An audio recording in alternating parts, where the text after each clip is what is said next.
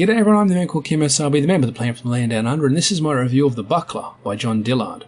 Just John Dillard, because the mad lad holds all the credits for the creation of this book. Apparently he did the whole thing himself. The book opens with what I call a James Bond intro, and for action comics it's just about the best way to do things.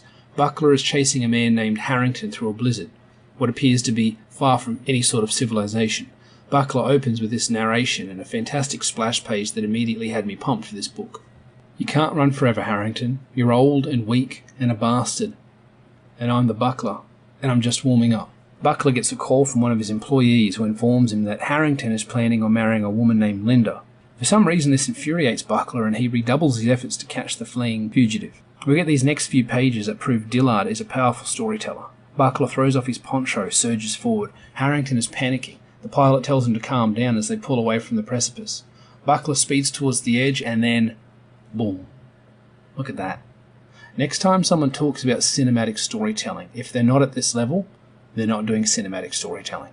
We cut to a week later. Buckler has the idol, promises some hookers he'll require the services later that night, and avoids a deadly attack by a hobo that blames Buckler for his daughter's death. Here we see a softer side of the character. Despite having the strength to leap onto a helicopter hundreds of meters away, despite being fast enough to dodge the hobo's attack, Buckler lets the guy wear himself out rather than choosing to hurt him. He's a self-professed supervillain, but, he's not a complete arsehole. When the girl running the bait and tackle store that Buckler uses as a base of operations says she'll have the hobo moved on, Buckler says not to worry, he's not hurting anyone. Buckler drives to Linda's house and is surrounded by a group of superheroes or mystery men. He mentions that they're non-powered, regular people in costumes. During this conversation it becomes clear that Linda was Buckler's wife and Harrington is planning on marrying her. They claim Linda wants nothing to do with Buckler, but as the reader we have no further evidence of that. Does Linda want to be left alone, or is something more nefarious going on here? Buckler is ready to rumble until Harrington uses Buckler's daughter as collateral. He says, "You don't want her to see you like this, do you?"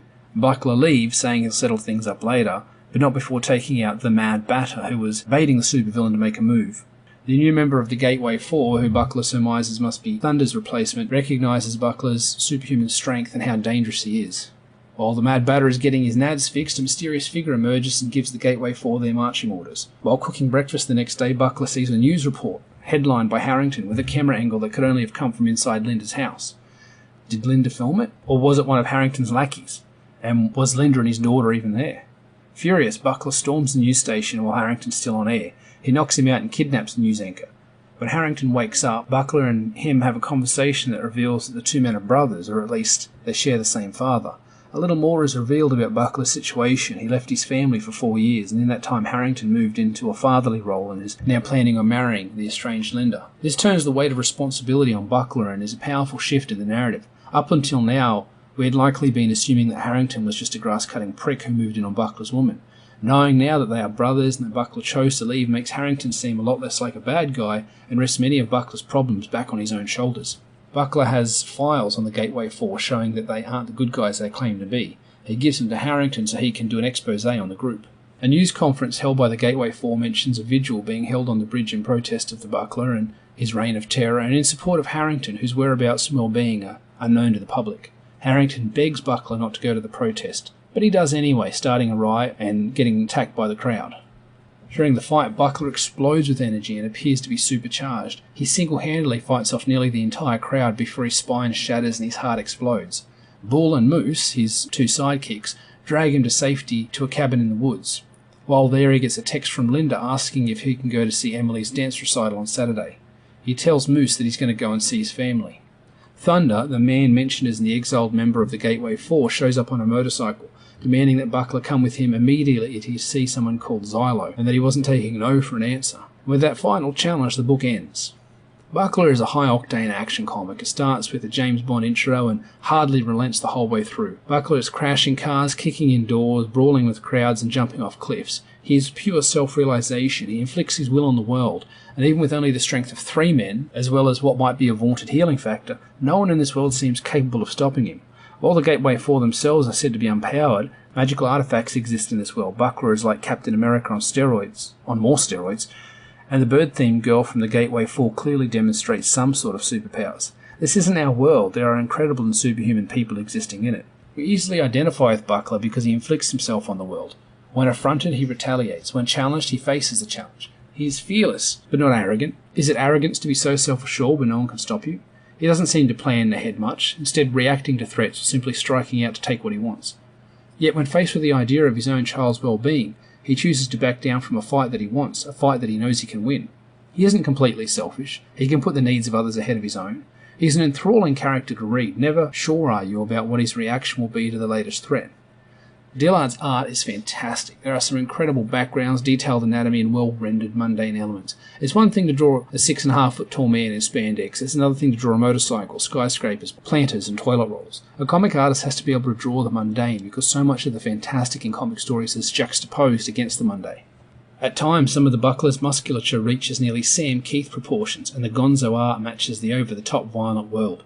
It's gonzo, it's larger than life, it's big and rude and in your face. So much is crammed into this 50 pages. At the same time, so much is left unsaid in this book. How did Buckler get his powers? What was the totem both he and Harrington were chasing? How did he get supercharged at the end of the story? Why did his heart explode? Why did he leave for 4 years? How does he know Bull and Moose? Because of the way his wife contacts him after the bridge incident, we're not sure if she was sleeping with the enemy or if Harrington was somehow keeping Buckler's family captive. Why was Harrington, who seems to be little more than a public figure and a TV news anchorman, traversing the globe searching for lost ancient mystical artifacts? Was he after power to match Buckler and win his family from him? There are a lot of possibilities, but few answers in this issue. I'm convinced there is one of 3 possible explanations for the state of this book. One is that Dillard is being intentionally vague and leaving elements unsaid that will be addressed in future books. I mean, that's valid. It's done a lot in this series-centric world where the popularity of standalone stories in both television, movies, and novels has waned. People want ongoing, they want continuity. And this kind of thing wouldn't be a problem if the book was a monthly or even quarterly title. The audience wouldn't mind waiting a little while for answers. Even in the age of Netflix, binge culture, and instant gratification, there are still a few grown-ups who can wait for their entertainment and escapism. But most crowdfunding books are lucky to come out once a year. That's a long wait for anyone who's after these answers. There was an ashcan, a physical book delivered to backers that wasn't present in the digital tier. It's possible some of the answers we want are found in that smaller book. If so, it's a real oversight to not have some sort of flashback or hint towards that information. If there are important details that are only available in the ashcan that we need to fully understand and appreciate the main title, that's a real disadvantage to digital backers. In an age of rising shipping costs, it behooves creators to court their international and digital backers at least a little. The other and final and my most wanted possibility is that this book is much deeper than we might first suspect. I might be reaching here, but I think I see some threads of bigger thing. The hobo that attacked Buckler was near the start of the book. He clearly has his wedding ring showing. Later, Buckler makes a point of Harrington wearing a wedding ring. The pose and art is similar between the 2 panels. Sure, lots of guys wear wedding rings, but wouldn't it be cool if the hobo was Harrington or even Buckler himself, a future version mad with grief over the loss of his own daughter, a loss that he himself caused? The unnamed girl who runs Buckler's shop has unusual golden eyes. Later, the bird-themed girl, also unnamed, displays glowing golden eyes before she manifests her powers. Is it the same girl? Is Buckler's employee actually moonlighting as a superhero, or is she undercover as his employee, keeping an eye on this dangerous man? When questioned about the idol, Buckler says it will give him what's coming to him. Later on the bridge, when the blue energy explodes from within him and energizes him, he says, "Now this is what I got coming to me." Is the idol the source of this energy? That same energy nearly killed him. Could it be his superhuman physique as the only one capable of handling this energy, making Buckler some kind of chosen one? I hope, rather than know, that there is a lot more going on here than is currently being seen. It's possible Dillard has some really deep, really involved mythology going on here, and that this action-packed beginning is a starting feint in some sort of huge-scale epic story. The book is called Buckler Ascendancy, after all. Is the Buckler destined to ascend, to surpass the base and simple wants and needs of his humanity and become something more, even something better? Only time will tell. Fortunately, Dillard's excellent art, frenetic fight scenes, bombastic characters and scenarios are more than enough to bring readers back for the next volume.